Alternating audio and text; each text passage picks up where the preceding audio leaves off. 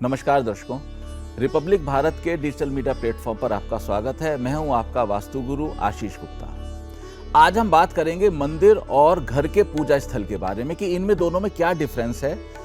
घर के मंदिर में क्या होना चाहिए कि आपको एबंडेंस मिले, आपको भरपूर समृद्धि मिले, और घर के मंदिर में वो कौन कौन सी चीजें नहीं होनी चाहिए जिससे कि फ्लो ऑफ एनर्जी में प्रॉब्लम आती है।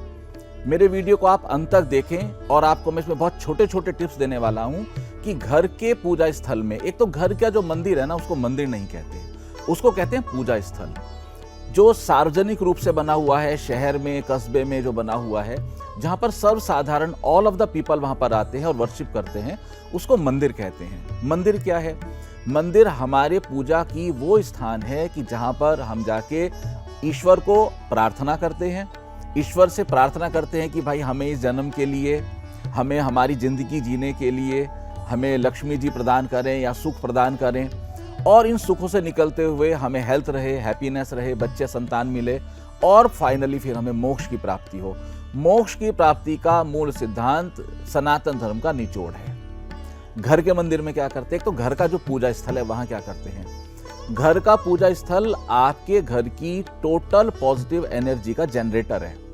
आपके घर की जितनी पॉजिटिव एनर्जी है वो यहीं से जनरेट होगी। दूसरा, इसके साथ साथ ये रेगुलेटर भी है। जैसे एनर्जी आई, अगर बहुत सारा पानी आएगा तो क्या होगा? बाढ़ होगी, बह जाएगा।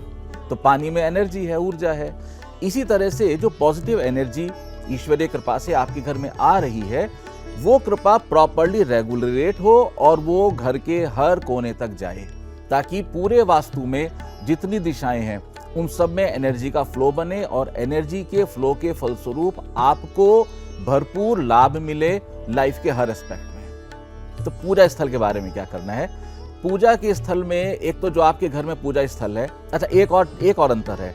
घर के पूजा स्थल में अगर कभी आप लोग बाहर गए हैं, शादी है, ब्याह है, इस तरह जाते हैं आप बाहर, यदि बाहर गए हैं और पूजा का स्थल में यदि दीप नहीं जला है, पूजा नहीं हुई है, तो दोष नहीं लगता है। लेकिन मंदिर में ऐसी व्यवस्था नहीं है। यदि मंदिर से आप बाहर जा रहे हैं तो वहां पर आरती की, भोग की, शयन की सारी व्यवस्था करनी पड़ती है। ये क्यों होता है? उसका कारण ये है कि जो मंदिर में है उसमें जो भगवान के श्री विग्रह हैं उनका साइज बड़ा होता है। लेकिन घर में जो मंदिर है, घर के मंदिर के लिए वास्तुशास्त्र में नियत किया गया है कि जो यदि आप मूर्ति रखते हैं तो 9 इंच से बड़ी नहीं होनी चाहिए।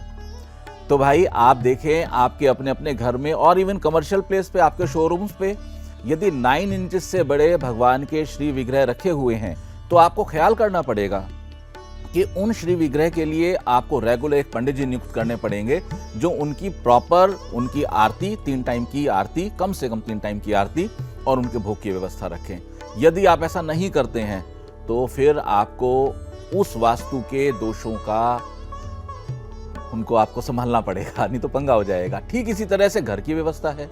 घर में घर की व्यवस्था के लिए एक बहुत अच्छी बुक मैं आपको बताता हूं। गीता प्रेस गोरखपुर की एक बुक है, नित्य कर्म पूजा प्रकाश। इसमें आचार प्रकाश का रेफरेंस देते हुए कहा गया है, ग्रहे लिंगे द्वम नाचर्या गणेश त्रिय तथा शंखद्वय तथा सूर्योदय। इस तरह से एक मंत्र है, श्लोक है। इसका मैं अर्थ समझाता हूं आपको।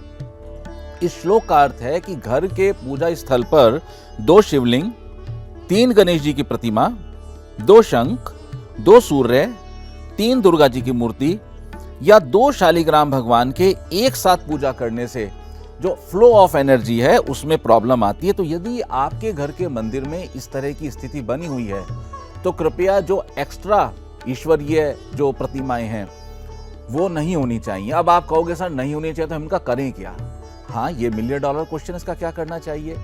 जो भी आपके पास एक्स्ट्रा ईश्वरीय चित्र या मूर्ति है उनको आप अपने निकट के मंदिर में रख के आ सकते हैं, क्योंकि मंदिर में ऐसी कोई दोष की व्यवस्था नहीं है। मंदिर में तो पूजा की जाती है, सब लोग आके वहां पे पूजा करते हैं, तो मंदिर की कोई प्रॉब्लम नहीं है। एक मैंने अक्सर देखा है, मैं आप सब लोगों के यहाँ जब जाता हूं या आप पूछते भी हैं कि भाई घर के मंदिर में आपने अपने पितरों की तस्वीर रखी हुई है, अब ये क्यों नहीं रखनी चाहिए, उसके क्या बैड रिजल्ट्स हैं वो आपको शेयर करता हूं। सबसे पहले तो जो आपका घर का मंदिर है वो आपके घर के नॉर्थ में है तो ठीक है, नॉर्थ ईस्ट में है तो अच्छा है, ईस्ट में है तो अच्छा है। तो कोशिश करके अपने घर के मंदिर को आप नॉर्थ ईस्ट या ईस्ट या फिर नॉर्थ में भी ला सकते हैं। लेकिन आपके घर के जो पितर हैं, यानी कि डिपार्टेड सोल हैं, वो जीव जो अब हमारे साथ नहीं है, हमारे फोरफादर्स, उनका स्थान तो साउथ की तरफ है, क्योंकि ये यम की दिशा है ना, और पितृ देवता एनर्जी भी यहीं पर ही है, इनकी दिशा इधर होती है। तो मैंने पाया है कि जो भी लोग अपने मंदिर में, घर के यानी कि पूजा स्थल में पितरों की तस्वीरें रखते हैं, उनकी एनर्जी फ्लो में प्रॉब्लम आती है। आपके पितृ आपके लिए पूजनीय हैं और उनके आशीर्वाद से ही आपका जीवन आगे बढ़ रहा है। मैं तो हमेशा कहता हूं कि भाई 2 चीजों को हमेशा, इस एनर्जी को हैंडल करके चलना, एक पितृ पूजा, एक पितृ ऊर्जा, और दूसरा कुल देवी की ऊर्जा, कुल देवी की पूजा। इनको मैनेज करके आप चलेंगे तो जिंदगी में बहुत सारे एवेन्यूज खुलते चले जाएंगे। लेकिन हर चीज की एक व्यवस्था है, उस व्यवस्था के अकॉर्डिंगली आपको उसको एनर्जी को डील करना है, ना कि अपने मन व्यवस्था के मुताबिक। जैसे आपके घर में किचन है, तो किचन में आप सोने का काम थोड़ी करेंगे। मैं तो हमेशा कहता हूं कि अपने सर्वेंट को भी मत सुलाओ किचन में, लेकिन किचन की चर्चा हम कभी बाद में करेंगे। आज मैं बात कर रहा हूं आपके घर के मंदिर की, आपके घर के पूजा स्थल की। तो पूजा स्थल में यदि आपके डिपार्टेड सोल यानी कि आपके पितरों की तस्वीर है, तो कृपया उनको वहां से हटाइए और प्रेम पूर्वक उनको घर की दक्षिण दिशा में, दक्षिण वॉल पे, सदर्न डायरेक्शन में स्थान दे दीजिए। कोई दिक्कत नहीं है, 1 पितर की तस्वीर लगाइए, 4 पितर की तस्वीर लगाइए, किसी तरह की कोई प्रॉब्लम नहीं है। आपके घर के मंदिर में आपके इष्ट देव की तस्वीर होनी चाहिए, ये बहुत आवश्यक है। इष्ट देव की तस्वीर के साथ उसमें होने चाहिए लक्ष्मी जी, ताकि लक्ष्मी जी आए, जीवन की गाड़ी चले, और गणेश जी, ताकि बुद्धि आए, और एक माँ सरस्वती। माँ सरस्वती इंटेलिजेंस की देवी हैं। देखिए, उनके हाथ में वीणा है और वीणा में तार हैं, और जब वो स्वर छेड़ती हैं, वो रिदम आती है, वो जो लय आती है ना, वो लय आपके जीवन में आएगी यदि आप माँ सरस्वती की तस्वीर को अपने मंदिर में स्थान देंगे और उनको प्रार्थना करेंगे। सुबह और शाम दीपक जलाइए और ईश्वर से प्रार्थना कीजिए कि हे ईश्वर, मेरे घर को समस्त पॉजिटिव ऊर्जाओं से भर दीजिए और मेरे घर के जितने वास्तु दोष हैं उनको शांत कीजिए। ये प्रोसेस आप रेगुलर कीजिए, लगातार कीजिए, बहुत मन और भाव से कीजिए, और जीवन में जो परिवर्तन आता है उसका आनंद लीजिए। आप सबका बहुत बहुत धन्यवाद। नमस्कार।